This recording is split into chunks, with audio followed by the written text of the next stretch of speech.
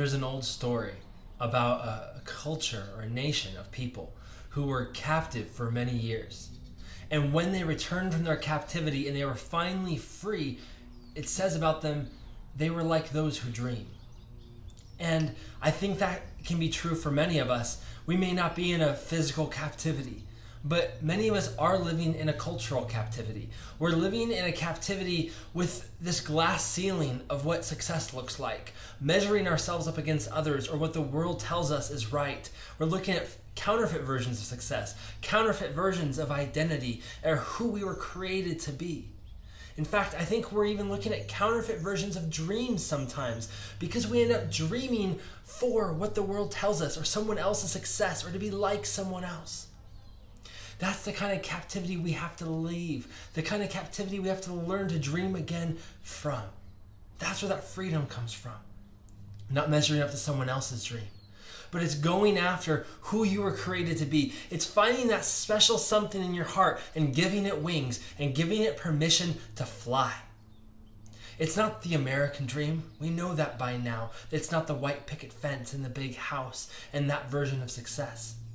That was one of the biggest things as we traveled overseas. We watched so many people who aspired to the American way of things, to the American dream. And as wonderful of a nation as America is, that's not the dream we wanted them to aspire to.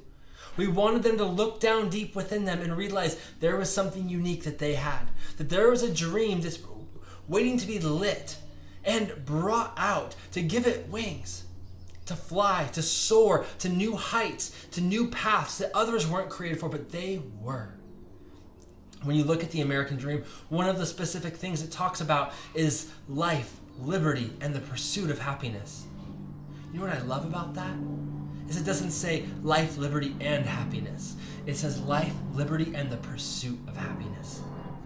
Because that true dream of someone who flies isn't to put it on an altar with wings like a bronzed eagle as a mascot of our nation. But the true reason that eagle is the mascot of America, of the real American dream, is because it puts its wings to flight. And I think too often we've created and longed for dreams that are just statues of something we've seen in the past or that we've hoped for because it's how we want to measure up to someone else's success or what the world tells us is right. Rather than listen to that piece our Creator put inside of us and give it wings. That's what our desire is to do with you and for you, is to help give you permission to dream, help bring those wings out, help redefine what a dream is again, help let you out of that cultural captivity, to bless you to be who God has created you to be and live out every purpose and dream you were created for.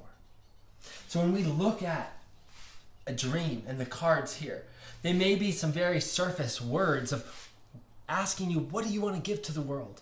Things like new ideas or inventions, or love, or second chances, or courage, employment, peace. But when you start to look at those, it's how do you want to give those to the world? What does that look like for you? What does it mean? Not on the world's level of definition, but what is that dream that's burning inside of you? And how can we bring it out of you? Because that's what starts, because you were created to give something awesome to this world. Not just to measure up, not just to be admired or respected. You were created to shine. And your dream is the beginning. It's that first stepping stone. But you have to dream. We all have to dream in the right way.